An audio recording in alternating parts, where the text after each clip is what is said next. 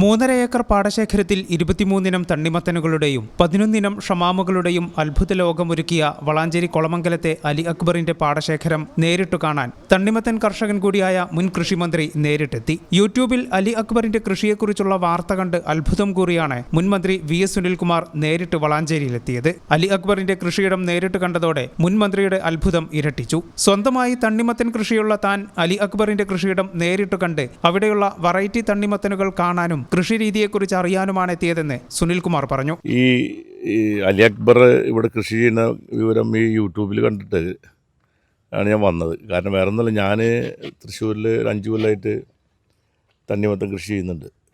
ഞങ്ങൾ ചെയ്യുന്നത് ഒരു സ്ഥലത്ത് 12 ഏക്കർ, പിന്നെ ഒരു സ്ഥലത്ത് 1.25 ഏക്കർ ചെയ്യുന്നുണ്ട്. ഇത്തവണ 13 ഏക്കർ കൃഷി ചെയ്തിട്ടുണ്ട് മൊത്തം. അപ്പോൾ 12 ഏക്കർ കൃഷിയുടെ വിളവെടുപ്പ് ഞങ്ങൾ കഴിഞ്ഞ 2 ദിവസം മുമ്പ് ആരംഭിച്ചു. നോമ്പ് കാലത്ത് ഇപ്പോൾ അത് ഫിനിഷ് ചെയ്യും. മറ്റേത് വരുമ്പോഴേക്കും ഒരു 30 ദിവസം കൊണ്ട് കഴിയും അത് വരുമ്പോൾ. അപ്പോൾ അത് മാർച്ച് മാസം ഏപ്രിലോട് കൂടിയിട്ട് വിഷുവിന് ഉദ്ദേശിച്ചിട്ട് വെച്ചിട്ടുള്ളതാണ്.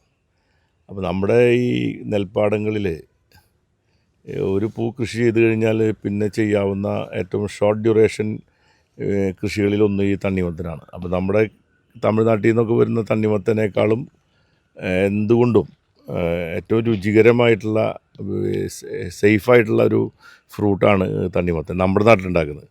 ഇതുപോലുള്ള ചെറുപ്പക്കാരായിട്ടുള്ള കൃഷിക്കാർ രംഗത്ത് വന്ന് ലാഭകരമായി ചെയ്തു കഴിഞ്ഞാൽ മറ്റ് ചെറുപ്പക്കാർക്കും കൂടി ഇത് ചെയ്യാനുള്ള താല്പര്യം ഉണ്ടാവും.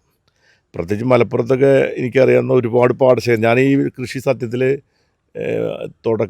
ഇത് മനസ്സിലാക്കിയത് ഞാനൊരു 4 കൊല്ലം മുമ്പ് സൈഫുദ്ദീൻ എന്ന് പറയുന്ന കൃഷിക്കാരൻ്റെ കൃഷി കണ്ടിട്ടാണ് ഞാൻ സേഫ് ലൈനിങ് കൊണ്ട് നേരെ അവിടെ പോയിട്ടാണ് ചെയ്യിപ്പിച്ചത്, അവിടെ തുടങ്ങി വെച്ചത്.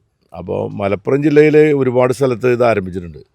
അതിനെ നന്നായി പ്രോത്സാഹിപ്പിക്കാൻ കഴിഞ്ഞാൽ നമുക്കൊരു സീസണിൽ, ഈ വേനൽക്കാല സീസണിൽ ഇവിടെ വരുന്ന ടൺ കണക്കിന് തണ്ണിമത്തന് പകരം നമുക്ക് ഏത് വെറൈറ്റി ഇവിടെ കൃഷി ചെയ്യാൻ പറ്റും. സ്വന്തം തണ്ണിമത്തനുകൾ വിപണിയിലേക്ക് സ്വന്തം ബ്രാൻഡായി എത്തിക്കണമെന്ന് സുനിൽകുമാർ അലി അക്ബറിന് ഉപദേശം നൽകി. എന്നിട്ട് അതിന് വിലയും അലി അക്ബർ നിശ്ചയിക്കണം. നല്ല തണ്ണിമത്തൻ കിട്ടാൻ 2 രൂപ കൂടുതൽ കൊടുക്കാനും നാട്ടുകാർ തയ്യാറാകുമെന്നാണ് മുൻമന്ത്രിയുടെ ഉപദേശം. ഞങ്ങൾ ബ്രാൻഡ് ചെയ്ത് കൊടുക്കുന്നത്, ഇവർ ചെയ്യുന്നത് കാരണം ഞങ്ങളവിടെ സ്റ്റിക്കർ ഒട്ടിച്ചിട്ട് ഞങ്ങളുടെ തണ്ണിമത്തൻ ബ്രാൻഡ് ചെയ്താണ് കൊടുക്കുന്നത്. ഞാൻ ഇവരോട് പറയുന്നത് എന്താ വെച്ചാൽ ഇവർ സ്റ്റിക്കർ ഒട്ടിച്ച് കൊടുക്കണം, ഇവരുടെ തണ്ണിമത്തൻ ബ്രാൻഡ് ചെയ്തിട്ട് കൊടുക്കണം.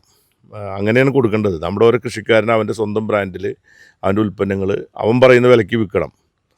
അതാണ് കൃഷിക്കാരൻ്റെ ഏറ്റവും വലിയ ഒരു ഐഡൻറ്റിറ്റി എന്ന് പറയുന്നത്. ഇപ്പം നമ്മുടെ ഇവർ ചെയ്യുമ്പോൾ ഇവർ ഈ പാടശേഖരത്തിൻ്റെ പേരിലോ അല്ലെങ്കിൽ ഇവരുടെ പേരിലോ ഒരു സ്റ്റിക്കർ, അതിന് വലിയ പൈസ ഒന്നും വരില്ല, 20 പൈസ 25 പൈസയൊക്കെ സ്റ്റിക്കർ കിട്ടും, അടിക്കാൻ പറ്റും. അടിച്ച് സ്റ്റിക്കർ ഒട്ടിക്കണം.